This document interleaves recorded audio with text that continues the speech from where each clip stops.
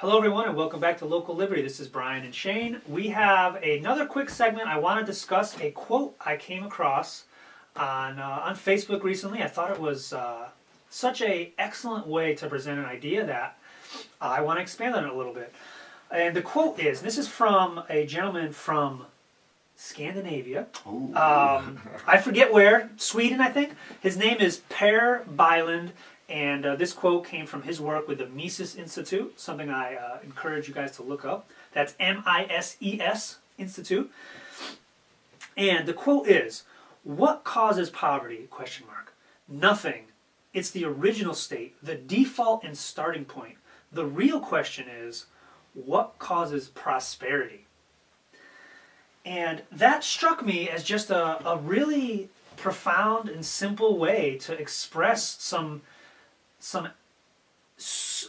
foundational economic thinking that basically when we come into the world, we come out of the womb obviously naked. Literally, we come into the world with nothing. Hopefully, ideally, we have support of a family to raise us well, and to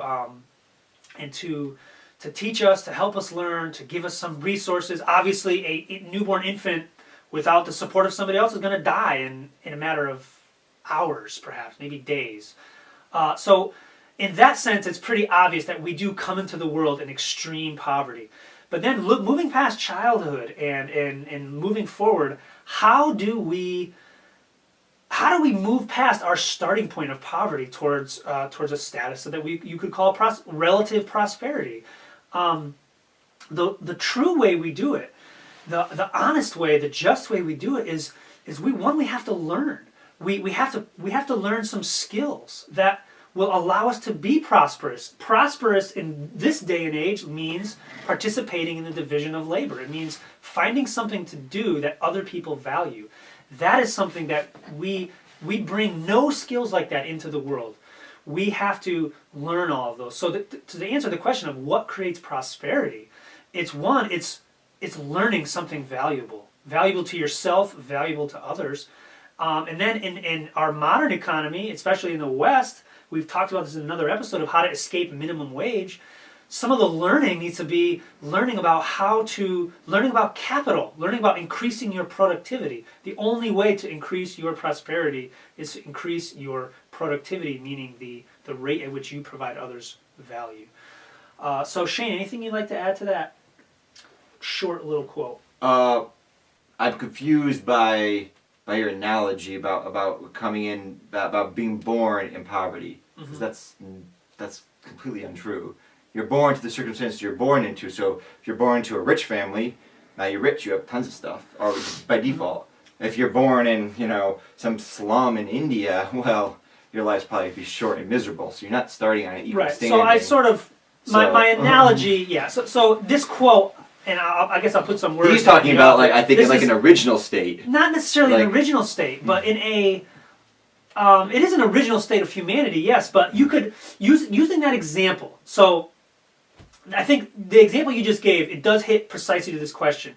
Somebody that's born into extreme brutal poverty in India versus somebody that's born into a relatively poor, or I should say a relatively wealthy family in the United States, although even if you're considered dirt poor in the United States, you are still fabulously rich compared to somebody in India. That is the question. You analyze this from the angle of what was what's more interesting, was the poverty created in India or was the prosperity created in the United States?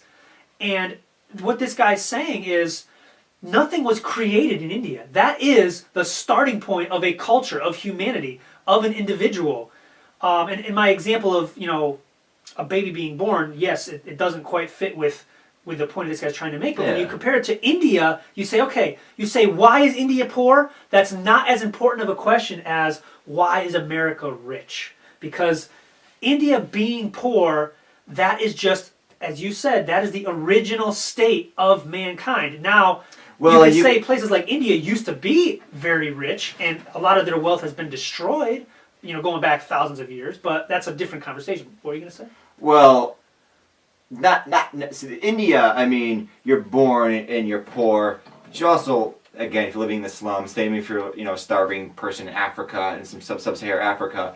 But that not necessarily I would equate with the original state of humanity, right? That living that those people are forced to endure for 40 years until they die of malaria, AIDS, or something else horrible is not comparable to like humans in hunter-gatherer societies that would have been healthier, happier, right? So you're talking about prosperity in terms of wealth, but that measure people. Yeah, but but here's the question. I think the point of today's question: who's closer to? Forget the absolute comparison. Who's closer to the hunter-gatherer? The people living in India or the people living in the United States? That's the question. It's all. I mean, economic analysis is all about relative comparisons. Compared to what? So that's the point of this. I'm just saying the hunter-gatherer groups, as we know, would have been happier and healthier than the people in India, and they would have been comparable to the United States in terms of happiness. I think that's a massive assumption of what level of happiness a hunter-gatherer living in Neanderthal France 40,000 years ago. No, we base this on a number of different factors. First of all, we base it on hunter-gatherer societies that we have known in the modern times. I mean, yes, they're slowly dying out, but we have hundreds of years of study of these people living all across the world in very tribal lands here and there, in the Amazonian jungles, in sub-Saharan Africa, etc., etc. We also can just look, say, at health outcomes in the bones of, say, people that lived thousands of years ago. Oh, what kind of injuries they have? How long did they live? And we can see, we can tell this by these bones. These people on average live to, they're in their early 60s. Well, the people in India or in Africa today are living to their 40s, right? So we can take empirical evidence and then form assumptions about it, but it's also based on observation of hunter-gatherer society. So there's many inputs to make the claim that hunter-gatherers as a group were generally better off than the people in India. But again, we got three entities we're talking about: hunter-gatherers in Europe, or hunter-gatherers, the United States, and India. Right, because the reason I brought them up, because you brought up prosperity, but to me prosperity is tied up in individual well-being. So to me, the hunter-gatherers, they're more likely to be like people from a Western civilization nowadays, a modern society, than these people living in the slums. And individual well-being is directly related to the availability of food in your fridge versus the availability of having to go hunt a mastodon and possibly getting gored by it for your next meal. So that is what the point of this quote is getting at: is how did we climb out of hunter-gatherer existence? And but we didn't switch from hunter-gatherer societies to agricultural societies because it was healthier for people. That's not why. When early on in human society, when we made the switch from hunter-gatherers to horticultural societies, kind of like an early in-between form of agricultural societies, it wasn't for health reasons, because we know, we can see from the bones, from the historical record, people had worse health outcomes. Because they were living a less natural lifestyle that was not as conducive to human living. So that people's age, they started living shorter lives. They started getting more early diseases. The agricultural food was less nutritious. So it wasn't for health reasons. They switched over because you could form larger populations, and then you could have the specialization of labor, and you could support a bureaucracy, and you could support rulers, you could support all these instruments of government, and all these other things that support very large populations. I think to dial it back one notch before that, because I do not think people started farming so they could support a bureaucracy. People started farming because it was more likely that they would survive the winter.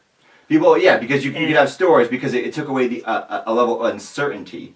But it was same with by people gathering together. It was the same people started reason. gathering together because it was more likely they would survive the winter. Right, and when you gather together, this is what people would think, but because it gives really that level of uncertainty that you don't like. But we can still see from the historical record and bones that actually people really were living healthier. But that element of the unknown, people don't want that. So what that means is, and now I can guarantee nobody 40,000 years ago was thinking anything about is my bone density gonna, or am I going to be healthier? They were thinking about how am I and my children Right. going to survive the winter, and then But- how am I going to survive the next winter after that? Right, but the switchover happened as population's grown, and you could not support yourself with the hunter-gatherer societies anymore because you need a lot of land to do that. Because you got to spread out and find the game. You have these huge territories that you're roaming because you're hunter-gatherers. You're wandering from place to place. Right. So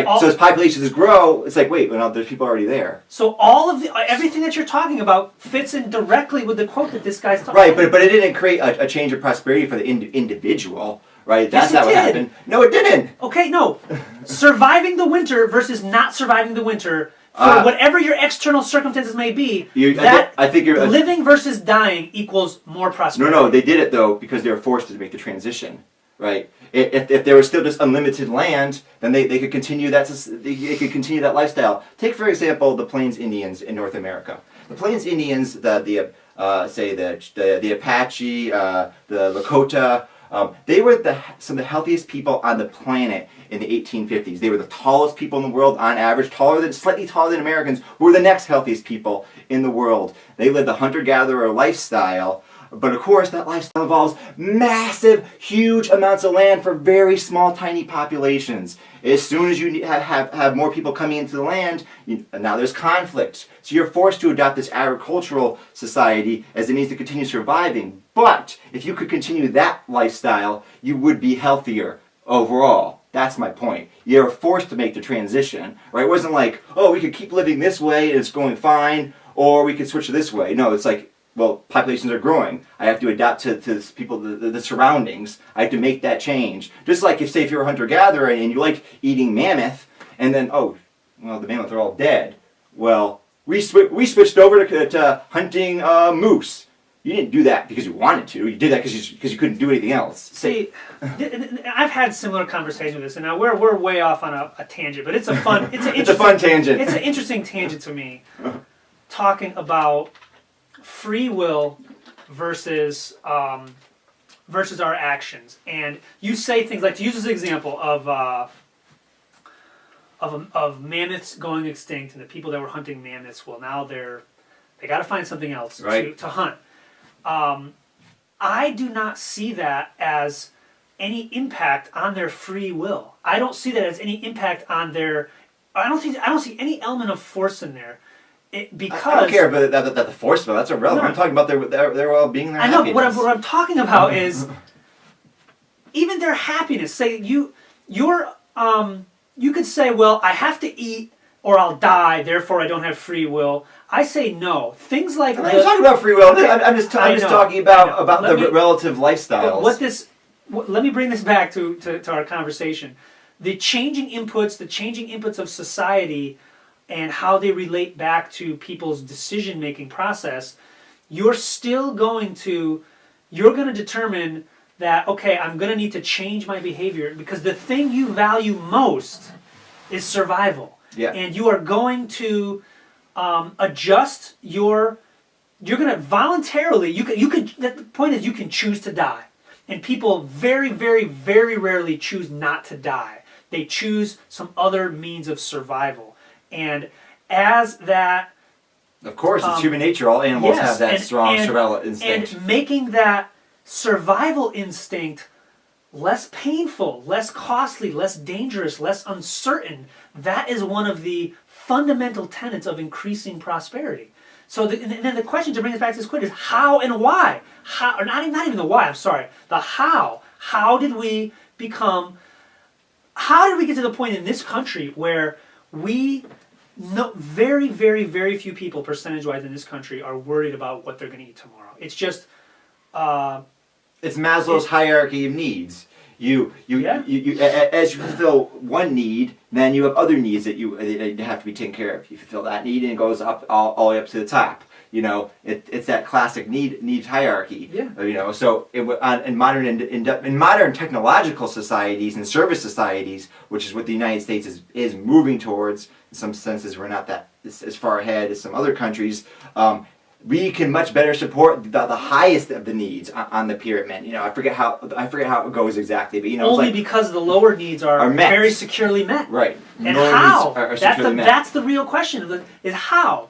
Like, you know, the obvious stuff of we've got enough bread to feed 300 million people, no Right. problem. What I'm saying is that those early transitions to society weren't like that. Because also, think about hunter-gatherer societies. They're also anarcho-capitalistic. In the fact that people can do what they want. There's I'm no force of glad- law. you know what? And then there's a changeover with agriculture without rulers. I'm glad Rule people. I'm glad you brought that up in that phrase again, because I've been meaning to ask you about this. You've said this several times, that hunter-gatherer societies are anarcho-capitalistic. Where's the capital in a hunter-gatherer society? They're not capitalistic in the sense that they're free to pursue their goals, and there's no one that can say otherwise that has a claim on your person, on the small amount of property you have. The leader of the society can't just be like, oh, we're gonna put you in jail. No, there's no jail. What are you talking about? Okay. Right? Ostracism is the method to deal with people, So which you talk about voluntary, all the time. yeah. All the time is what Yes. you talk about. Voluntary. And as soon as you switch to horticulture and agriculture, that goes away. Well, And now the bureaucracy comes in, and now the king who loves agriculture because it allows him to be a king, right? And allows him to have all these people that rule under him. They come in and they got to start the power grab. And now, but why? This is to me is like the genesis of government right Yeah, there. it is. Is why did that happen? Why did the state as an entity come into being around the same time as agriculture came into being? Because it can be supported. Yes, is because there was now enough food available to support people living parasitic or semi-parasitically off of others. No other reason. Like the reason when everybody. Well, that's not true. There are other reasons. The other reason is the other. Now with hunter-gatherer societies, everyone knows everyone because these are very small groups, 50 to 150 people maybe. Now when you start having larger groups, you don't know your neighbor. What's that guy gonna do? Right, no, but I'm not talking about cooperative self-defense. Is not the state to me.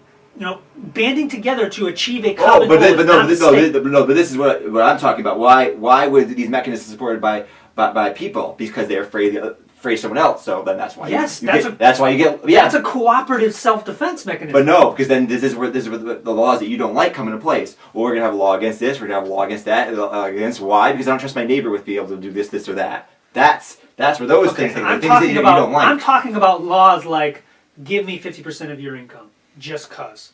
Yeah, because you need the 50%. You need that to pay for the bureaucracy that would enforce the laws and the judges and all this and that, blah blah blah, and all those things that you don't like. But the starting point for that, what you described of banding together, that is not a state.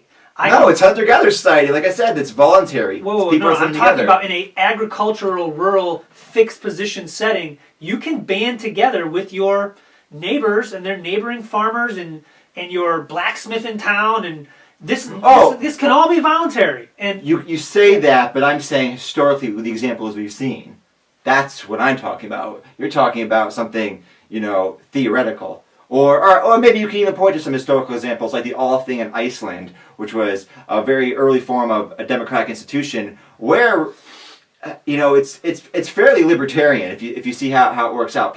People don't have this strong claim over other people. Pursuits are resolved peacefully.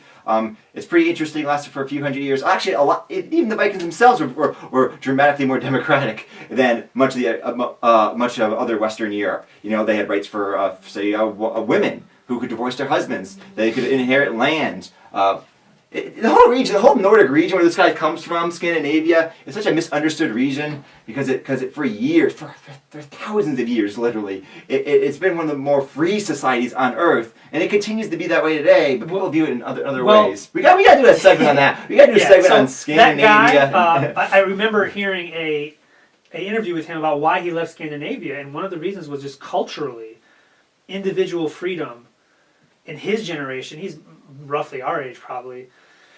Is just taking a huge hit, like and individualism and achievement. Like I think what he specifically said was, in a place like Sweden, you're an ambitious person and you want to achieve something great. You want to start some big business. You want to do something accomplished. That's scoffed upon in places like Sweden, and this is a perspective from a Swede. Right, so, I find that odd because generally speaking, the Nordic countries are really really highly placed on economic competitiveness and ability to do things like start businesses. But that All right. So, and also there was a point, like say in Sweden. And again, I'm trying to research this here, but I can't because I'm too busy right now in school. There was a point where they started their systems that you might call socialistic systems, the social safety net, and they had like the taxes to pay for it, and then over time it got bigger and bigger and more taxes until they got ridiculously crazy high tax rates. And this was all new. None of that stuff started until the 50s. Right, but then they pulled back on all those things. All those things, dramatic pullback. The United States has higher corporate taxes. Well, The United States has more progressive tax system than Sweden. Sweden doesn't have a percentage of healthcare spending in Sweden lower. All these various things. People actually ask people on the ground in surveys, how free are you to pursue this or that? Much better scores across the Nordic countries than the United States. If Sweden had a printing press, and if the world used their printing press as a reserve currency, Sweden would be loading up the debt to astronomical levels, just like anybody else. They had to change their ways because economically it was impossible to continue on the trajectory they were. Right. So that was plain Exactly. old mathematics, and we have a. Well, Brian. So it's the same thing as I was talking about earlier. They're forced to change their ways because of the situation. They're forced to change their ways, just like the people, the hunter-gatherers, were forced to change because of changing circumstances. Oh, we can't. The system's not working. We can no longer do the systems. We have to. We have no choice. We have to do something else. I don't think force is the right word there. If you spend yourself into oblivion and then you realize that you can no longer spend yourself into oblivion and you change your ways, I don't think force is the right word to use. No, when you're saying they had to change their ways.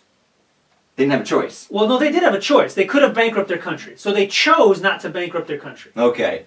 So again, I don't think force is the right word. Oh, it's used in a different sense, but... Yeah, I think we should wrap this one up. So the epic. This one will be fun to put in. What the hell was this about? What was the thing originally? A quote about economics from a guy from Sweden. Okay. And his original question was, I'll paraphrase this: instead of asking where poverty comes from, ask where prosperity comes from. And I think that's a great quote. So, thanks for listening, folks. We will see you guys again soon. Check us out on localliberty.org and Local Liberty on YouTube and Facebook. Take care.